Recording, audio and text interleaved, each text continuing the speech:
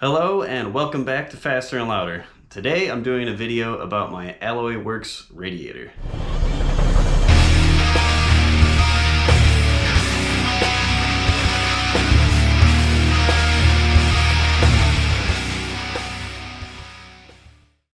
So, the AlloyWorks radiator. It's basically a knockoff of the Champion radiators, and I mean there's a whole bunch of cheap radiators on eBay and Amazon, whatever, but AlloyWorks is supposed to be among like the best of the worst, I guess you could put it. But that's what I have, and I've just had a really bad experience with it overall, and I wanted to share that experience with you so maybe you can avoid the problems that I'm having by knowing these things in advance before you go ahead and buy one.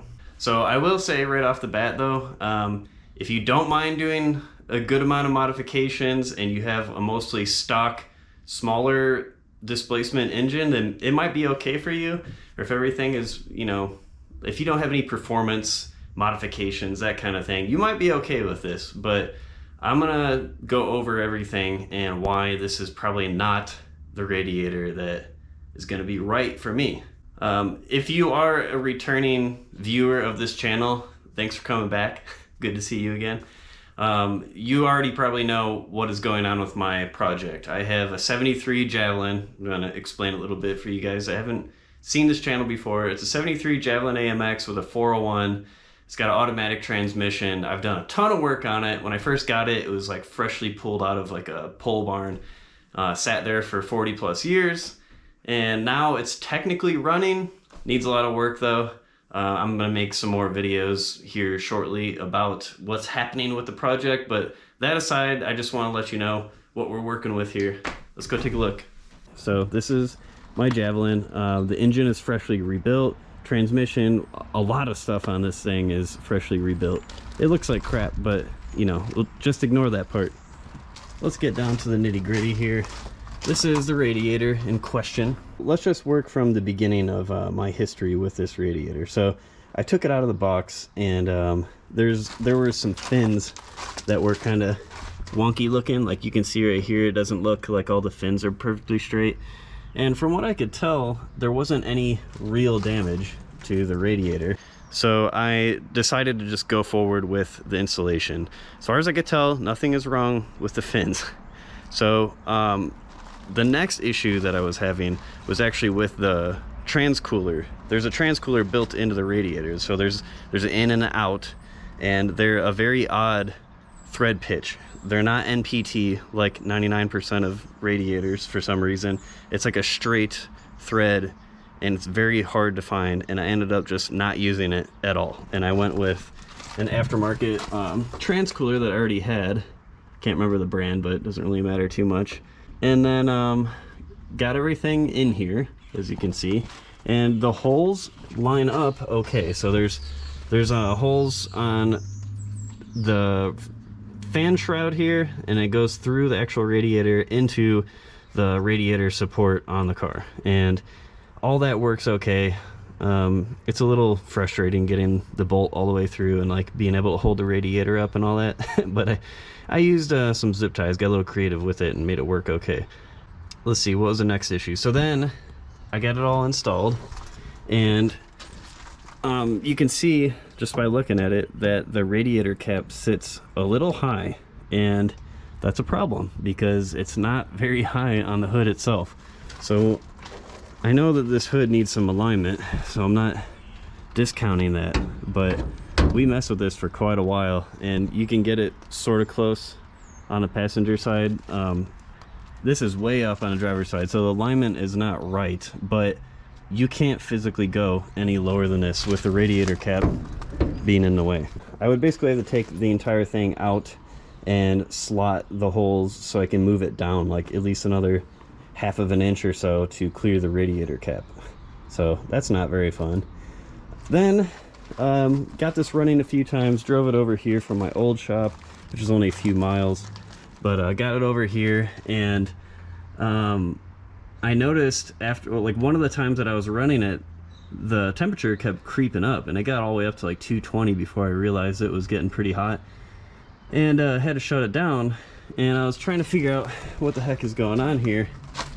And one of the wires, I don't know if you can see this, but one of the wires here for the fan just like popped out. It's just a really bad solder. It's a bad connection here. So this just popped out. There's really no good way to fix that besides replace the fan itself. And that brings me to the next point. So I contacted AlloyWorks via their website, and they said, oh, you bought this radiator on eBay, so we can't help you. Okay, that doesn't make any sense, but all right.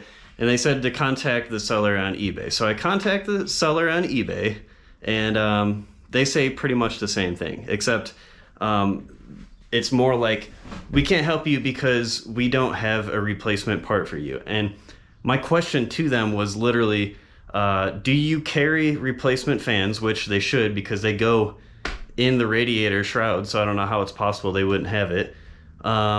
So they don't have it, can't obviously replace it under warranty. And I asked them if there's anywhere to just buy the fan, and I'm still waiting for a reply on that. I think that I found the fan, but I'm not sure if I'm even gonna bother with it. It's just so many compounding issues now with this radiator that I'm starting to think it's just not even worth it. There's better options out there. It sucks to have wasted the money on it. It's like almost $400 with the fan relay and the shroud and radiator, all that stuff. So it's like I basically just threw away $400 for no reason. But the other reason why I'm thinking about just getting rid of it altogether, it's kind of a couple, really.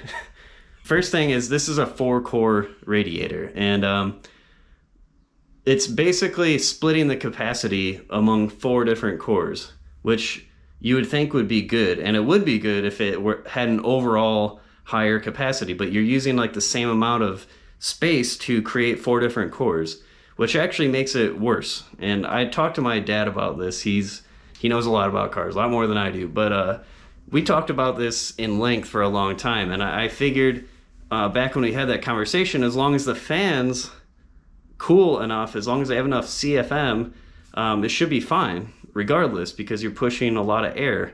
But these fans aren't really what I would consider great. It's 2 10-inch fans. They're 850 or 800 CFM each, so you're only getting like maybe 1600 CFM total. OEM fans for smaller engines push like twice that. You've probably heard of I think it's like a Mercury Cougar fan setup that they just get the stuff from the junkyard and throw it on there. Well, that's definitely an option if you can find the stuff to do it. So the 4-core thing, it doesn't help matters, and the weak fans also don't help matters. And then I think that I actually have a small pinhole leak, possibly. I got coolant all over the place from one of the times I ran it. It might have been the time that it got up to 220 or so. So I was trying to get any air in the system out, and I believe I did that, but it got really hot and started making a mess everywhere. You can kind of see like coolant spray here and there, but I got it really hot and made a mess, tried to rinse it all off, and I thought that I did a pretty good job at cleaning it off, but it still smells like coolant every time you run it, and that's a little concerning. And then last time I did it, it ran for quite a while, and there's still like a very gentle stream of something coming from behind here. I don't know if it's something burning off from like in the radiator shroud here for the fans or what, but I have a feeling like there's actually a small pinhole leak going on now, which is great and pretty much seals the deal for me. So that really makes me think that there may have been an issue from the beginning. Straight out of the box, there might have been a pinhole, and I just disregarded it as the fins being kind of bent over, which typically isn't that big of a deal, but it could have been bigger of a deal than I thought. Or it just happened when it got hot, which is ridiculous, because 220 is hot, but it's not like catastrophically hot or anything. So just a lot of problems with this radiator overall, and I'm really thinking about just not messing with it. I know it sucks, it's expensive, I don't really want to deal with it, but at the same time, there's brands like Cold Case that offer 2-row or 2-core radiators, and I think that it'll do a much better job, especially if I can get some fans that push more than 1600 CFM. I'd like to see like 2200 or better, but we'll see. This is a whole new issue that I'm working with. There's other things going on with the car too, so it's a little disappointing, but I'll get to those in a different video. I hope that some of this has helped you in your decision, whether you have an AMC Javelin or not. I hope it helps you decide whether you want to use AlloyWorks or not. But thank you for watching. See you guys later.